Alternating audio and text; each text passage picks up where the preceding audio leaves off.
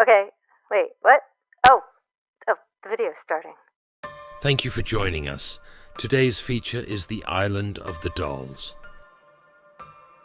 Maria had always been drawn to the strange and unusual. So when she heard about La Isla de las Muñecas, the Island of the Dolls, she knew she had to visit. The stories of a remote island in the canals of Xochimilco, just south of Mexico City, where hundreds of dolls hung from trees and buildings, intrigued her. Legend had it that the island's caretaker, Don Julián Santana Barrera, found the body of a young girl who had drowned in one of the canals. Shortly after, he discovered a doll floating nearby, which he hung on a tree to honor her spirit. But the dolls didn't stop at just one. For over 50 years, Don Julián collected dolls and their parts, hanging them from trees and buildings, to appease the spirit he believed haunted the island. Some say he went mad. Others believe he was driven by a deep sense of duty to protect the island from evil spirits.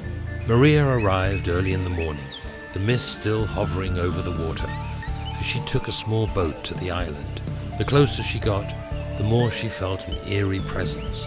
As the boat docked, she could see the dolls staring at her with their lifeless eyes, their bodies weathered by time and the elements. Each step she took was accompanied by the soft creak of wood and the rustle of leaves, as if the dolls themselves were whispering secrets. The island was a labyrinth of twisted trees and makeshift altars, each one more bizarre than the last.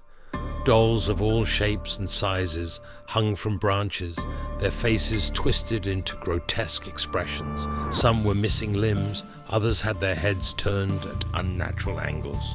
Maria shivered, feeling a chill that had nothing to do with the morning air. She wandered deeper into the island, her curiosity driving her forward despite the growing sense of unease. In the center of the island, she found a small hut where Don Julián had lived. Inside, the walls were covered with more dolls, some seated on shelves, others hanging from the ceiling. It was here that Maria felt the weight of the island's history, the tangible presence of Don Julián's obsession. Maria sat down on a rickety chair, trying to imagine the old man who had dedicated his life to this strange place. As she closed her eyes, she felt a soft touch on her shoulder.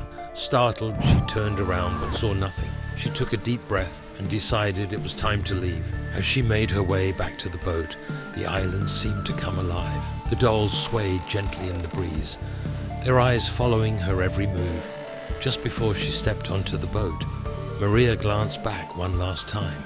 In the distance, she could have sworn she saw a young girl standing among the trees, her dress fluttering in the wind. Maria left the island with a heavy heart, carrying with her the stories and the spirits of La Isla de las Muñecas. If you wish to see more videos like this, please like, subscribe, and hit the bell notification.